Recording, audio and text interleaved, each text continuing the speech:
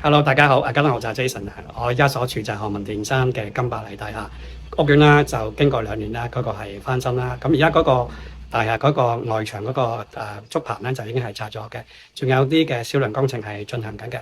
今日介紹呢個單位啦，就一個集多呢個優點一身嘅，見到啦後邊就係好開揚一個嘅山景啦，後邊就係一個維港個煙花海景。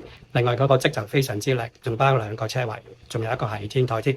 我哋而家去了解下，呢個係好四方一個嘅玄關啦，就有個嘅對流窗，入到嚟一個嘅非常之係深同廣一個嘅客飯廳啦，好分明嘅，樓低都好高㗎，有係近9尺。咁呢個係飯廳啦，前邊嗰個係客廳，仲有一個係向南望到維港嗰個係煙花海景嗰個係窗嘅。廳呢個方向咧向西嘅，咁就駁住一個露台，睇下呢個嘅電視機啦，同嗰個梳化距離都好闊，都有成13尺嘅。而嗰個深度咧有成26尺，咁即係話嗰個客飯廳咧係超過380幾尺。而家呢個就啱啱拆棚啦，仲有少少嘅沉喺度嘅啲。嗱，呢個就嗰個係下邊啦，係何文田山遠處呢個啦，就係 IFC 嗰邊嘅維港煙花海景。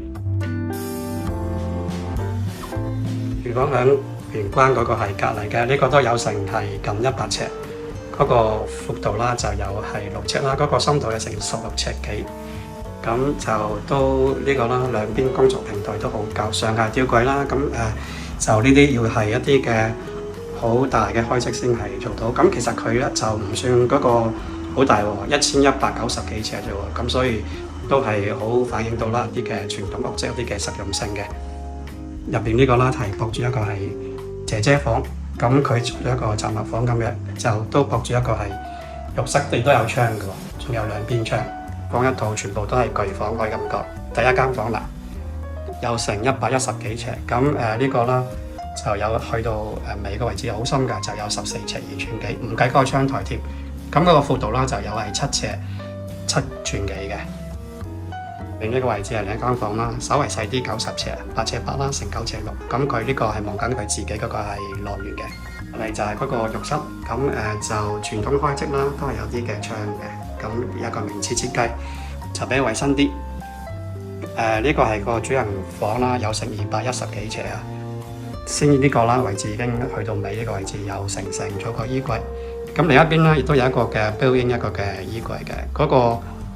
睡眠區呢個位置啦，又係13尺乘12尺，咁我哋去睇翻佢嗰個學景啦，同嗰個廳一樣。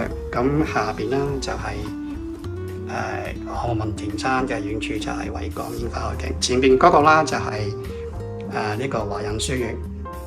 主人房係9尺乘5尺，亦都有窗嘅喎。呢個單位仲有一個係好闊大嘅天台，過1000尺嘅。咁過嚟望望先。